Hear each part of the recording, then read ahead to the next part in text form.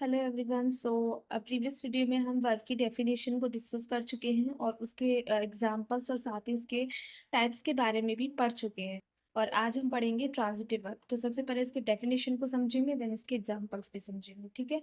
तो transitive verb की definition क्या है कि a transitive verb is a verb which requires an object after it to complete its sense is called a transitive verb.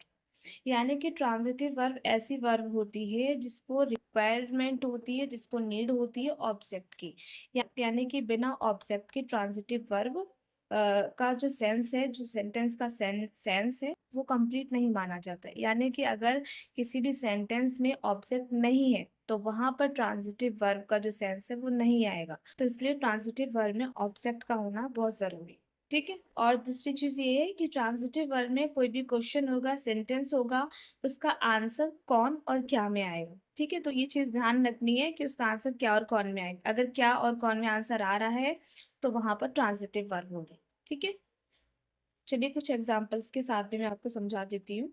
जैसे कि she reads a book. ठीक है। तो यहाँ पर रीड्स ट्रांजिटिव वर्ब है और बुक ऑब्जेक्ट है। ठीक है। तो अगर यहाँ पे मान लीजिए ऑब्जेक्ट नहीं होता, शी रीड्स, तो उसका एक कंप्लीट सेंस नहीं निकलता। जैसे कि मान लीजिए वह बुक पढ़ती है, तो वो क्या पढ़ती है ना। तो बुक पढ़ती है ना, तो उसका एक सेंस निकल रहा है कि वो क्या पढ़ रही है। मैंने आपको बताया था उसमें इसकी डेफिनेशन में भी समझा रही थी मैं। तो मैंने साथ ही ये भी बताया था कि सेंटेंस का जो आंसर है वो क्या और कौन में आता है। तो यहाँ पर जैसे सेंटेंस में शी रीड्स अ बुक, वह क्या पढ़ती है, वह बुक पढ़ती है। तो यहाँ पर क्या आंसर आ रहा है ना, तो ये ट्रांजिटिव वर्ब है। ठीक है।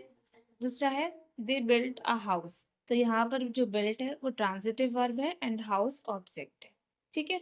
क्योंकि वो बता रहा है कि उन्होंने एक हाउस बनाया है। ठीक है। उन्होंने क्या बनाया, एक हाउस।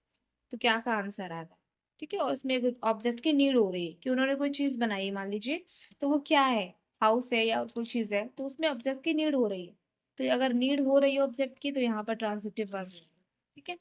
ही लव्स हिज डॉग। तो यहाँ पर लव्स जो है ट्रांजिटिव वर्ब है एंड डॉग जो है वो ऑब्जेक्ट है।